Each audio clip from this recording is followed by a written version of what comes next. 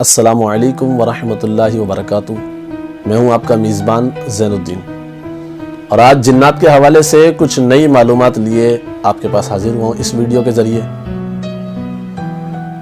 آج کے دور میں سب سے زیادہ مسائل جناتی حوالے سے یہ ملتے ہیں کہ انسانی جسم پر حاوی ہونے کے معاملات بہت زیادہ ہیں۔ یعنی ہم اگر کسی کو دیکھیں اور جہاں بھی جائیں، بالخصوص خواتین کے ساتھ یہ معاملات زیادہ پائے جاتے ہیں کہ جنات جسم پر حاوی رہتے ہیں۔ اس کے اسباب کیا ہیں، آج ہم ان اسباب پر غور کریں گے، اور وہ باتیں میں آپ کو بتاؤں گا کہ جو سبب بنتی ہیں انسانی جسم پر جنات کے حاوی ہونے کی۔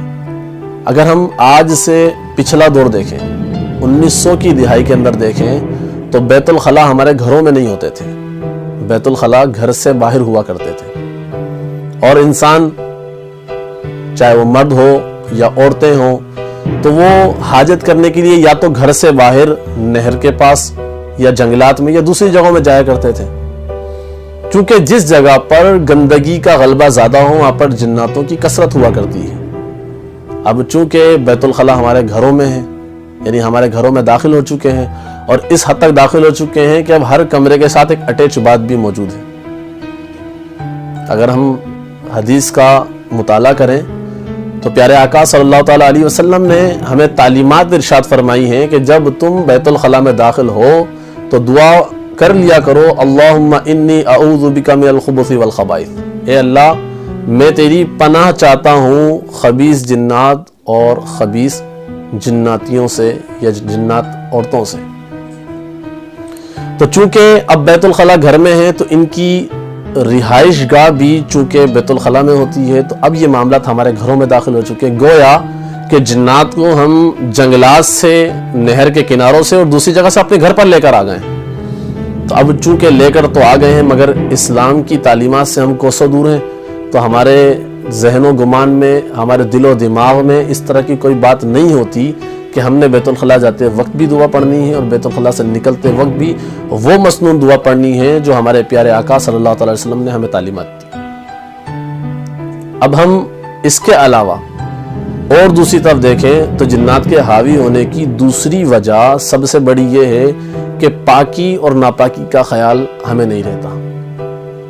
حدیث میں تو یہ الفاظ بھی موجود ہیں کہ اگر تم آدھی رات کو ناپاک ہو جاؤ، اگر کوئی آدھی رات کو ناپاک ہو جائے تو اسے چاہیے کہ وہ اسی وقت غسل کرے، اگر وہ غسل نہ کر سکے، پانی میسر نہ ہو تو تیمم کر لے اور پاکی حاصل کر لے۔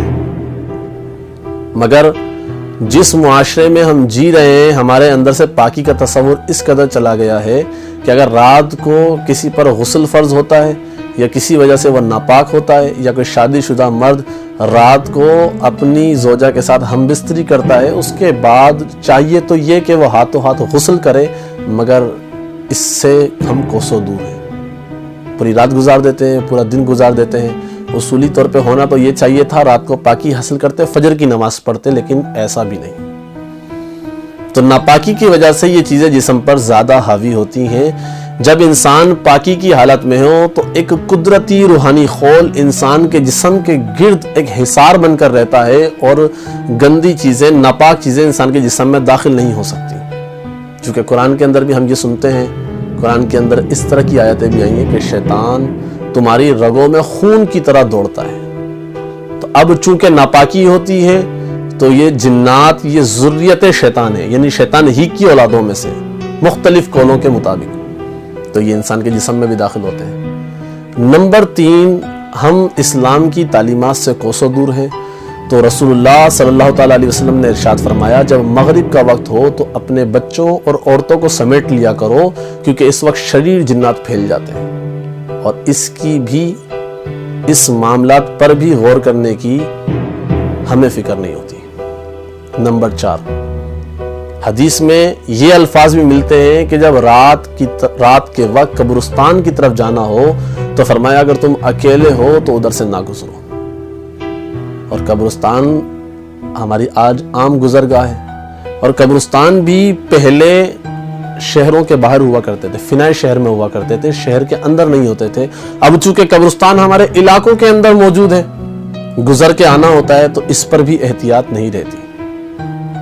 بڑا سبب ناپاکی ہے، ناپاکی کی حالت سے قبرستان کی طرف سے گزرے، قبرستان کے علاقے سے گزرے، شریر جنات چمٹ جاتے ہیں۔ اور اس کے علاوہ اور بھی کئی ایسی چیزیں ہیں جس کا دھیان نہ رکھنے کی وجہ سے، جس کا خیال نہ رکھنے کی وجہ سے اس طرح کی شیطانی چیزیں، جناتی معاملات ہمارے ساتھ حاوی ہو جاتے ہیں۔ اسی طرح خواتین کے جو معاملات ہیں، حضور علیہ الصلوۃ والسلام نے ارشاد فرمایا کہ عورتوں کو چاہیے کہ اپنے بالوں کو بھی چھپا کر رکھیں، کیونکہ عورت کی بال بھی چھپانے کی چیز ہے۔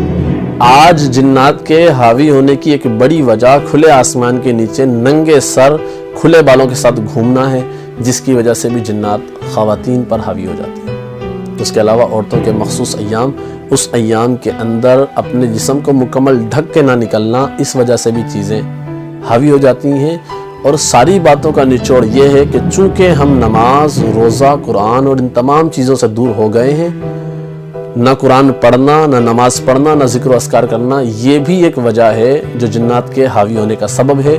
انشاءاللہ نیکسٹ ویڈیو میں آپ کو تفصیلی طور پر ہر چیزیں الگ الگ کر کے بتاؤں گا کہ انسانی جسم پر جنات کیوں حاوی ہوتے ہیں۔ اگلی ویڈیو تک کے لیے ہمیں اجازت دیجیے۔ السلام علیکم ورحمۃ اللہ وبرکاتہ۔